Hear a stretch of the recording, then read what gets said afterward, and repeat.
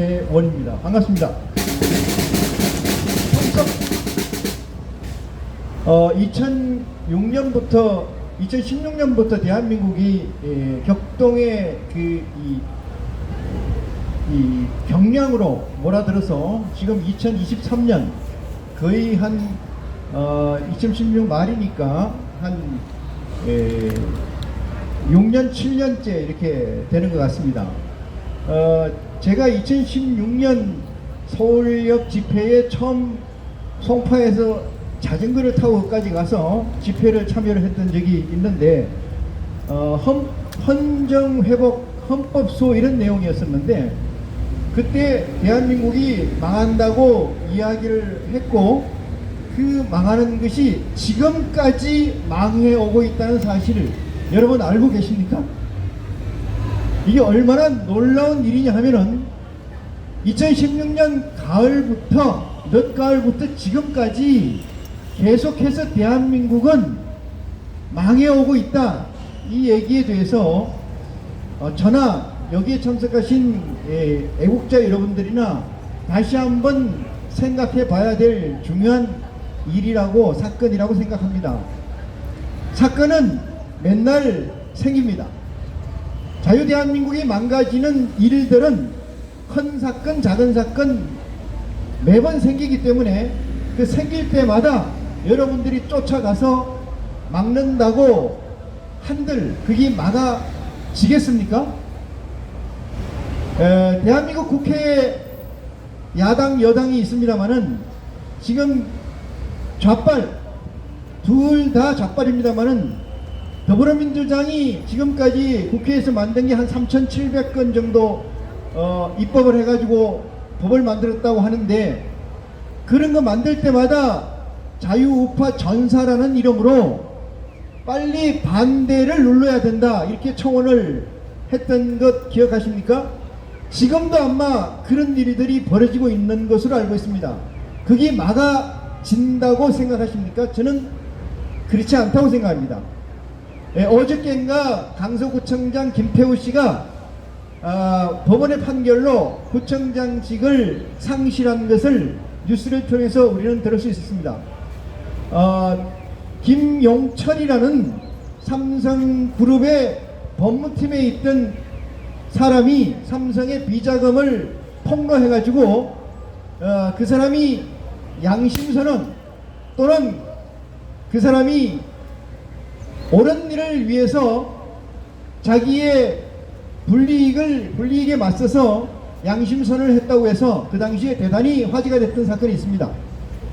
김태우 강서구청장이 청와대, 문재인 정권 때 청와대에서 행정관으로 있다가 그 비리 사실을 폭로했다고 해서 강서구청장직이 해임된 사건은 불행하게도 문재인 정권 때 만들어진 게 아니고 윤석열 정권 때 만들어진 사건입니다.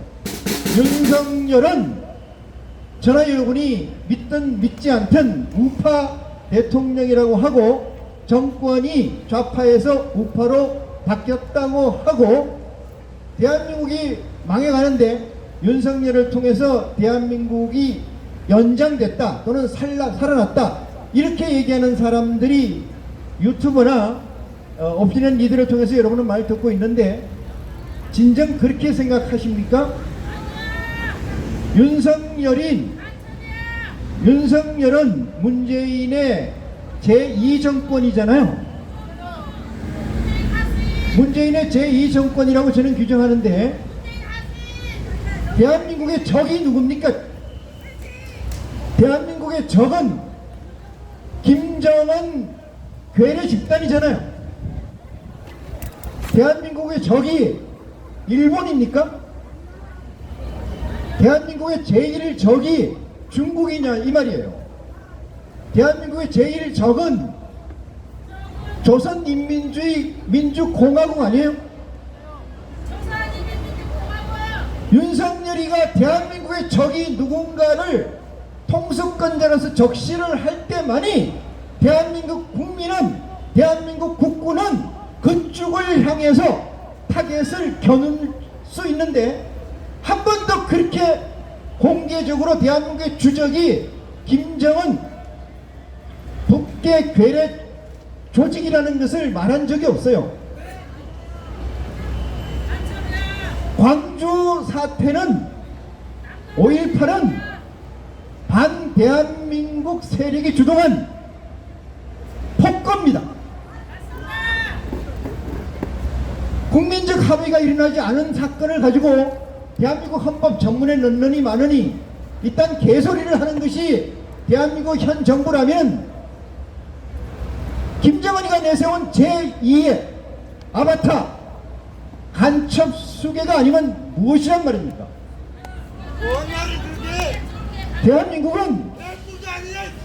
대한민국은 이승만 박정희로부터 이어내려온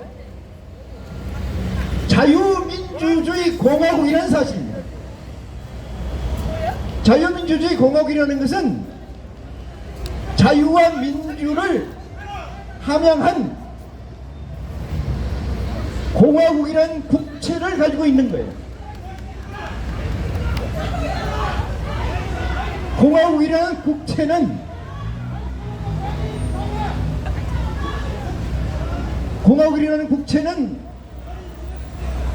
자유공화국이라는 국채는 국가라는 세 가지 기본 요소가 있어요. 국가, 국민, 주권. 주권이 제일 중요한 사실임에도 불구하고 주권은 뭘로 행사합니까? 투표로 행사하고, 투표는 자유, 평등, 독립, 직접, 비밀, 이 네 가지 원칙에 의해서 시행되는데 대한민국은 이미 자유민주주의 공화국이라는 가치, 핵심 가치인 투표의 가치를 잃어버렸기 때문에 자유민주주의 공화국이라고 할 수 없다는 것이 제 논리입니다. 자유민주주의 공화국 이미 넘어갔어요. 여러분이나 제가 아무리 대한민국이 아직도 살아있네, 대한민국은 아직 적화되지 않았으라고 한들 대한민국은 이미 사망 선고가 내려졌다고 저는 믿습니다. 그러면 우리가 여기서 애국자 여러분이나 저는 어떻게 해야 될 건가, 이 방법을 좀 제가 말씀드리고자 하는데, 제가 나눠드린 보시고 계시는 분들이 계실 줄 믿습니다만은 박정희 대통령의 국민교육 현장이 우리에게 어떤 의미가 있는지 여기에 관해서 저희 자유신문 네트워크에서 브레인스토밍한 내용을 발췌를 해서 여러분에게 나눠드렸습니다. 그걸 보시고 첫 번째 중략된 바로 밑에 1번 그 내용하고 9번 내용을 제가 낭독을 하면서 제 시간 순서를 마칠까 합니다. 지도자는 개인적 사와 집단적 사가 없어야 하는 것과 관리자가 아니라 개척자라고 하는 것, 이 견해로 지난 사건들, 동학사건, 3.1운동사건, 4.19 사건, 5.16의 사건을 재조명해야 하고 이 관점으로 인간 박정희와 이승만을 다뤄야 한다. 박정희에게 사가 없었던 것은 맞지만 집단적 가치를 활용 또는 이용해서 자신의 위치를 구현하려고 한 사건이 여러 관점에서 보인다. 인간이 사회적 동물이고 이로써 공유되는 것인 만큼 이를 배척하거나 달리할 것은 아니지만 말이다. 국가란 테두리에서 바라보면 국가 내의 사건과 외적 사건으로 나눌 수 있고, 외적 사건이라고 하는 것은 집단 존재, 국가의 존치를 목적한 시각에서 봐야 한다는 관점의 전환이 있어야 하고, 내적 사건에서는 단체나 조직의 또는 개인의 이익에 관한 것이어서 국가라고 하는 가치와는 사뭇 달리할 이유가 있고, 3.1운동을 제외한 사건, 4.19, 5.16 동학이나 기타의 사건은 국가의 존재와는 상관없는 내적 이해에 결부된 사건으로서 지도라고 한다면은, 또는 국민이라고 한다면 이를 달리할 시각으로 서술에 개명되어야 할 이유가 충분히 있음에도 지금까지 이를 동일선상에서 취급한 어리석음이 있었고, 이 시각은 박정희라고 하는 지도자에게도 여전히 여의했으니 우남 이승만은 이를 극복한 지도자가 아닌가 하는 점을 지적하고자 한다. 두 번째, 엘리트주의 제국주의적 관점을 가진 인간 박정희는 사회의 지도층이라는 것은 보여주는 것과 지식의 정도 가치에서 보면은 국가 구성체 상층부에 속한 자들로서 규정하고 상층부에 속하지 못한 하부 존재는 미래를 설계하거나 위반하는 그 능력의 동참 자체가 불가능하므로 엘리트주의나 제국주의 관점에서 진로를 위반 기획하여서 이하의 층에 계몽하고 전달해야 한다고 하는 의지가 확고하다고 봐야 한다. 이 관점에서 박정희의 관점이고 이 관점이 박정희의 관점이고 이것이 실체가 곧 국민보육 헌장이라고 해야 한다. 이승만과 박정희란 두 지도자에게 공통점이 있었다면 그 가운데 있는 것, 그것은 독립이고 독립된 국가나 독립된 국민을 획득하는 것이라고 해야 한다. 독립이라고 하는 가치, 그 실체에 들어가서 두 지도자가 달리하지만 표현상으로는 그 가치가 두 존재의 존재하는 것이라고 해야 한다. 독립이라고 하는 가치, 그 실체에서 가치라고 해도 과연 아니다. 이승만의 독립은 주권적 독립, 주체적 독립을 말하고 있다면 박정희의 독립은 물리적 독립을 지향한다는 것이다. 이 두 독립의 가치를 확대해 보면은 두 지도자의 가치를 확연히 볼 수 있는데 박정희는 새마을 정신으로 자주를 말함으로써 그 가치를 획득하려고 했고 이승만은 그에 있어서 독립정신에서 말하는 것으로 보면은 정신 위의 개념인 독립정신을 주창한 것으로서 영원한 개인으로서의 독립을 주창하고 있다. 이는 부조화의 조화를 두 지도자가 말하는 것으로 보이나 이것이 대한민국의 온전한 영원한 개인적으로서의 독립을 영원한 세계 리더 국가로 나가는 가치 원석이 된다. 박정희가 이승만이라고 하는 건국 대통령을 제하게 된 동기 또한 여기서 찾을 수 있으나 박정희는 보이는 가치를 중히 여기고 이승만은 정신 그 이상의 가치, 종교적 가치를 주창하는 것으로 두 분의 독립 가치는 달랐으나 인간이 육체를 가지고 사는 한 이 두 가치는 영속적 가치로 인간 최상의 것이 되어야 한다는 것은 분명하다. 우리가 이를 어떻게 융합하고 통합해서 전달하고 구현해야 하는 것, 그것이 우리의 과제이고 현재라고 하는 것이다.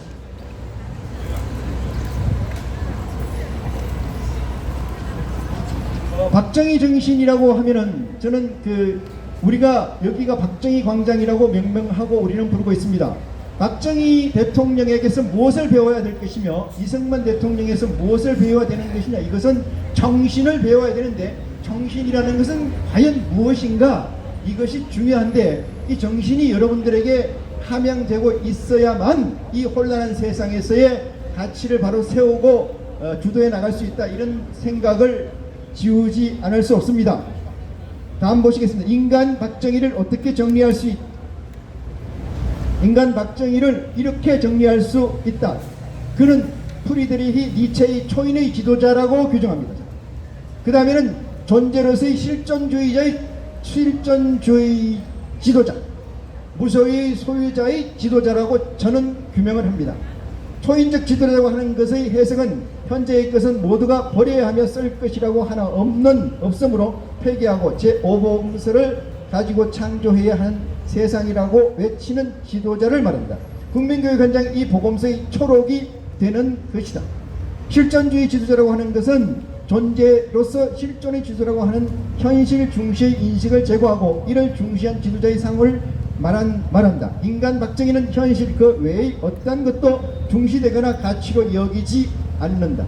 그는 민족 중흥을 위한 일이고 조상의 빛난 어를 이어받는 이라고 하나 이는 수사에 불과하고 그의 실체 인식은 아무것도 없는 무에서 시작하고 무에서 인식하고 하는 계몽을 내어주고 있다고 해야 한다.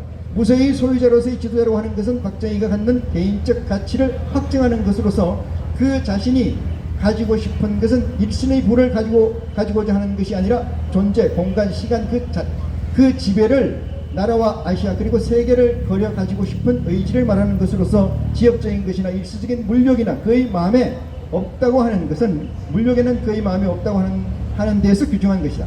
박정희는 무엇이 크고 무엇이 작다는 가치 기준이 바르게 확정된 것이다. 지도자는 그가 가져야 하는 것의 대상은 국가이고 국민이며 세계이고 세계를 이끄는 철학의 종국적 구현이어야 하는 것이다. 애국 국민 여러분, 그리고 이 자리에 참석하신 애국시민 여러분, 우리는 박정희에서 무엇을 배워야 합니까? 박정희에서 배워야 될 것이 여러분에게 있고 그것이 공유가 된다면은 비록 껍데기는 불구죽죽하게 물이 든다고 할지라도 대한민국의 미래는 다시 회복되리라고 믿어 의심치 않습니다.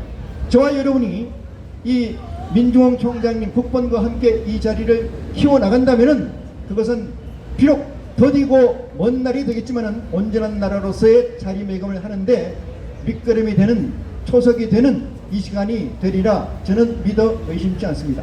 들어주셔서 고맙습니다. 감사합니다.